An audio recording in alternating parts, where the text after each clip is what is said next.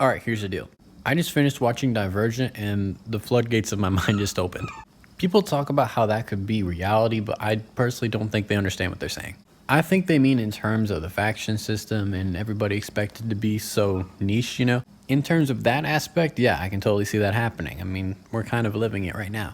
But me looking at it in the grand scheme of things, and especially as a libertarian, there's a little bit more to it than that. Because there's still the end of the first book where they successfully wipe the program and shut the simulation down, and the entire faction system as we know it has been abolished.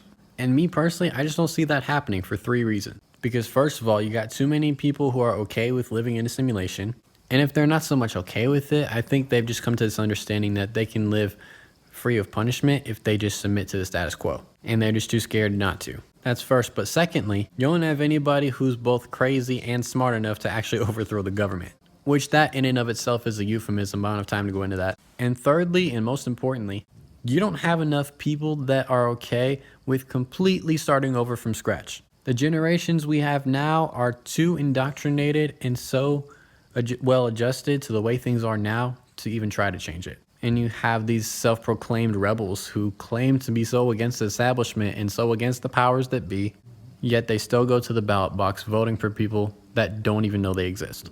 Because again, they're so well adjusted to the way things are, and they know that trying to change that would be dangerous. Which goes back to my point about absolutely nobody having the gall to even try. Which to me begs the question, why not? And I ask that as if I didn't just answer the question before I even asked.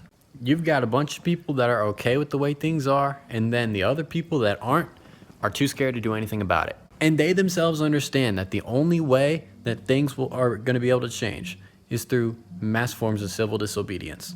But they know what comes with that, which is why they're afraid to do anything. Not just the punishment, not just the scrutiny, but the chance of them actually meeting their goal. But let me ask you another question. If you are actually scared of meeting your goal, are you sure you actually want to meet it?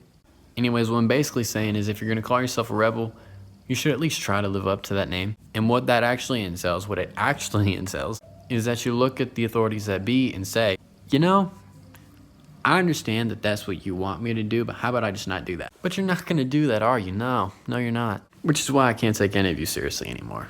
Because the things y'all want are not rooted in justice or logic.